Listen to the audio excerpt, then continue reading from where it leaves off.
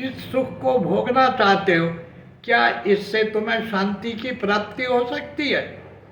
शांति की प्राप्ति के लिए पूरे समाज के ताने बाने को आपको इसको रिवॉल्यूशनरी लेवल पर चेंज करना पड़ेगा। अशांति से शांति में लाना पड़ेगा। युद्ध से पारस्परिकता के साथ जोड़ना पड़ेगा। विद्वेष से एकता की ओर चलना पड़ेगा।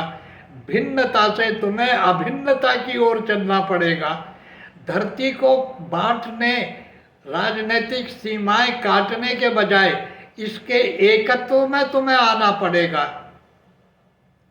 ऐसा ही घोष हम अपने प्राचीन शास्त्रों में देखते हैं।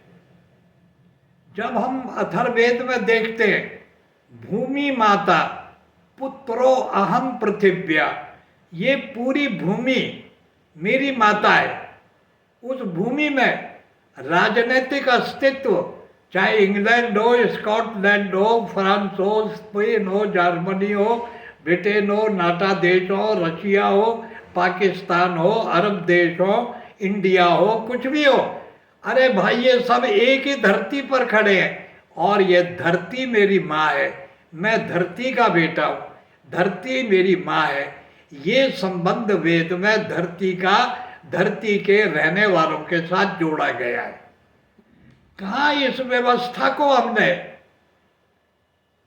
लोग कहते हैं कि धर्म के द्वारा तोड़ रहे हैं। अरे धर्म नहीं तोड़ता है, तोड़ती राजनीति है, तोड़ता अज्ञान है, तोड़ता भौतिकवाद है। भोगवाद आदमी को तोड़ता है, अत्याचारी बनाता है, अनाचारी बनाता है, शोषण करने वाला बनाता है, प्रतिहिंसा पैदा करता है। ये भोगवाद जब पैदा हो जाता है तो ये भोगवाद विकृति का कारण होता है। सारी अशांति का कारण भोगवाद है। इस भोगवाद से मुक्त होने के लिए, इस भोगवाद से दूर होने के लिए केवल एक ही वाद है। न कोई साम्यवाद है, न कोई समाजवाद है, न कोई प्रजातंत्रवाद है, न एक तंत्रवाद है। जरा कान खोल के सुन लीजिएगा, एक ही वाद है जिसको त्यागवाद कहते हैं। जब तक त्याग करने की प्रवृत्ति पैदा नहीं होगी, त्यागवाद पैदा नहीं होगा, तब तक संसार के अंदर से न द्वंद्व बंद होंगे, न युद्ध की विभीषिका दूर होगी, न भय दूर होगा, न शोषण दूर होगा। इसलिए हमारा शास्त्र, हमारा सत्संग, हमारे प्राचीन क्लासिकल ग्रंथ जितने भी हैं, वो सब भोगवाद को त्याग करके त्यागवाद की ओर ले जाने का आग्रह करते हैं कि हे परमात्मा, जो भी कुछ है, ये मेरे पास जो भी है ये मेरा नहीं है। तेन त्यक्तेन भुंजिता, ये किसी और का दिया हुआ मेरे पास है जो मेरे को प्राप्त हुआ है। मेरा शरीर भी मेरा नहीं है, ये भी किसी के द्वारा प्राप्त हुआ है। आपको सामाजिक जीवन में जो प्रतिष्ठाएं मिली हैं, आपको अपने व्यावसायिक जीवन में जो सफलताएं मिली है, उसका मूल कारण केवल आप नहीं है। उसका मूल कारण ये भी है कि न जाने कितने लोगों ने आपके जीवन को सहायक दे करके, सहायता दे करके, आपका सहयोग करके आपको आगे बढ़ाया है। इसलिए सबके साथ मेरा साझा है और मेरे साथ सबका साझा है। मुझे एक छोटी सी घटना याद आई। हदीस की एक छोटी सी कहानी है कि एक बार एक मुरीद पैगंबर साहब के पास पहुंचा और पूछने लगा कि हुजूर मुझे ये बताएं कि मेरे दस्तरखान पर किस किस की हिस्सेदारी है।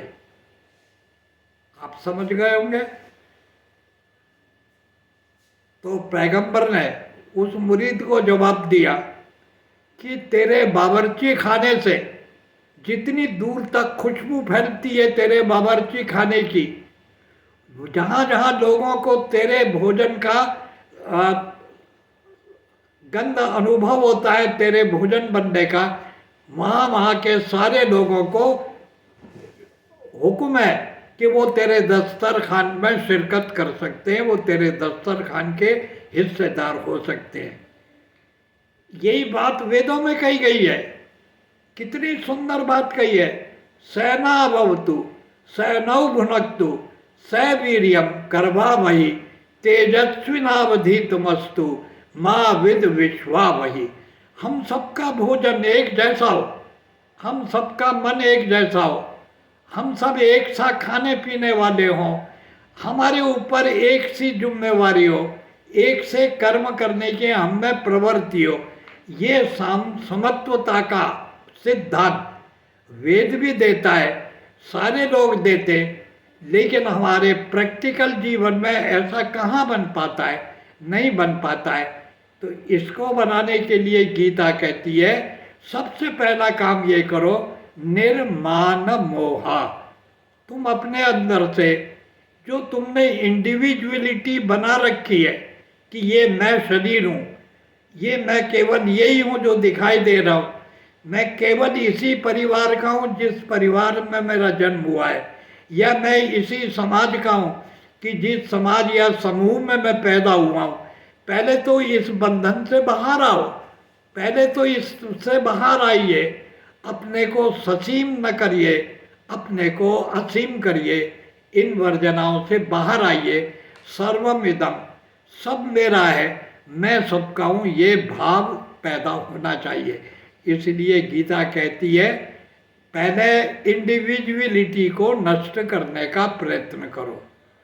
उसी के लिए हमारी व्यवस्था में ये जो समाज का, परिवार का विकास हुआ है, ये जो रिश्तों की पवित्रता या रिश्तों का जो भी कुछ चाल चलन हमारे जीवन में आया है, इसको जरा पहचानो, इसका आध्यात्मिक मूल्यांकन किया जाए, इसका भौतिक मूल्यांकन न करो, आध्यात्मिक मूल्यांकन करो। ये इसलिए ताकि हम हिस्सेदारी को बांटने का काम कर सके, हम दूसरों को देना सीख सके। परिवार में ही नहीं दे पाएंगे तो दूसरे को कैसे दे पाएंगे।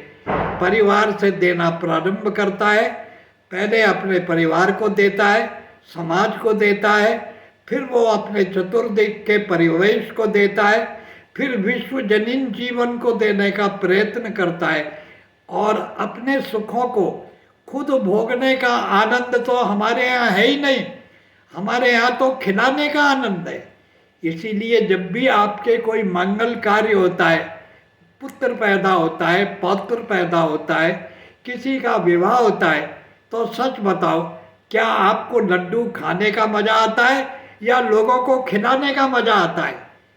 तो आपको मालूम पड़ेगा कि खिलाने का मज़ा आता है। जितने खाने वाले आते हैं, जितने अधिक होते हैं, उतना ही उत्साह का वर्धन होता है।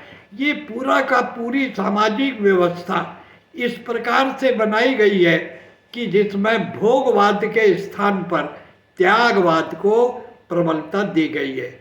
इसीलिए एक माँ अपने बच्चों के लिए त्याग करती है, एक पिता अपने पुत्रों के और संतान के लिए त्याग करता है, एक व्यक्ति अपने परिवार के लिए त्याग करता है, और परिवार अपने समाज के लिए त्याग करता है, और समाज पूरे राष्ट्र के लिए त्याग करता है, और पूरा राष्ट्र जो है विश्वजनीन जीवन के लिए त्याग करता है। एक दूसरे को देते हुए हम आगे बढ़ते हैं। ये बात श्रीमद् भगवद गीता का ये श्लोक कहता है, निर्मान मोहा जित संग दोषा आध्यात्म नित्या विनिवृत्त कामा द्वंद्वैर विमुक्ता सुख दुख संगै गच्छन्त मूढ़ा पदमव्ययम तत्। अव्यय तत् को पाने के लिए, अनचेंजेबल स्टेटस को पाने के लिए हमारा मन प्रसन्न है तो निरंतर प्रसन्न बना रहे, इसमें अप्रसन्नता ना आए। हमारा मन उत्साहित है तो निरंतर उत्साहित रहे, इसमें अनुत्साह, हतोत्साह पैदा न हो। ऐसी स्थिति पाने के लिए तुमको कुछ कोड ऑफ कंडक्ट का पालन करना पड़ेगा। उसमें से पहला है निमान मोहा। अपनी इंडिविजुअलिटी को डिसॉल्व करो। परिवार में, परिवार को डिसॉल्व करो अपनी कम्युनिटी में, कम्युनिटी को डिसॉल्व करो अपने सोसाइटी में, सोसाइटी को डिसॉल्व करो अपने नेशन में, और नेशन को डिसॉल्व करो यूनिवर्सल लाइफ में। इस प्रकार से हम त्याग करते हुए, अपने अधिकारों का त्याग करते हुए, अपनी सुविधाओं का त्याग करते हुए एक दूसरे को जब सहयोग देते हैं, परस्पर आगे बढ़ाते हैं, जब ये तंत्र जो पैदा होता है, ये व्यवस्था जो पैदा होती है, ये सुख और शांति को जन्म देती है। लेकिन जिस व्यवस्था में प्रतिस्पर्धा होती है, संघर्ष होता है, एक दूसरे को नीचे गिराकर आगे बढ़ने की प्रवृत्ति होती है, ऐसा जब समाज विकसित होता है तो वो या तो युद्ध की तैयारी करता है या युद्ध के तनाव से अपने को आगे बढ़ाने का प्रयत्न करता है। वो युद्ध को जन्म देता है, संसार में अशांति को जन्म देता है। इसलिए सारी अर्थव्यवस्था जब भोग प्रधान होती है, विषय प्रधान होती है, सुख सुविधाओं की गुलाम होती है, तो भोग प्रधान प्रवृत्ति इसी प्रकार की अर्थतंत्र को जन्म देता है। आज सारे संसार में आपको Ukraine, Russia, America, Britain, NATO देश और ये दूसरे देशों के बीच में जो आपको घेरेबंदी, दलबंदी दिखाई दे रही है, क्या ये आपस में मिलकर के एक अच्छा जीवन जीने की कल्पना कर रहे? ये युद्ध की कल्पना कर रहे, ये युद्ध चाहते हैं और भय देते हैं कि हम एटॉमिक वार कर देंगे, हम इतने एटम बम फोड़ देंगे कि संसार में 6 महीने तक सूर्य नहीं निकलेगा, अंधकार रहेगा, सारी इकोलॉजी परिवर्तित हो जाएगी, जमीन ऐसी हो जाएगी कि घास भी पैदा नहीं होगी। तो इनसे पूछो कि ऐसा युद्ध जीत कर तुम क्या उपलब्ध करोगे, और ऐसा युद्ध हारने के बाद में तुमको इसको क्या नुकसान होगा और तुमको क्या लाभ होगा। इतनी बड़ी मूर्खता, इतनी बड़ी जड़ता, इतनी बड़ी विषमता, इतना बड़ा पागलपन मेरे ख्याल से न तो अनपढ़ों में पाया जाता है, न मूर्खों में पाया जाता है। ये उन लोगों में पाया जाता है जो साक्षर होकर के उल्टे हो जाते हैं। तो साक्षर का उल्टा कर दो तो राक्षस हो जाता है। तो ये साक्षर से सारे राक्षस हो गए, और सारे राक्षसों का जब भी एकत्रित होता है समूह, तो भगवान ने बड़ा सुंदर कहा है, परित्राणाय साधूनाम विनाशाय च दुष्कृताम धर्म संस्थापनार्थाय संभवामि युगे युगे। जब सारे पापी इकट्ठे हो जाते हैं तो उनको मारने के लिए किसी चीज की जरूरत नहीं पड़ती है, वो अपनी मूर्खता से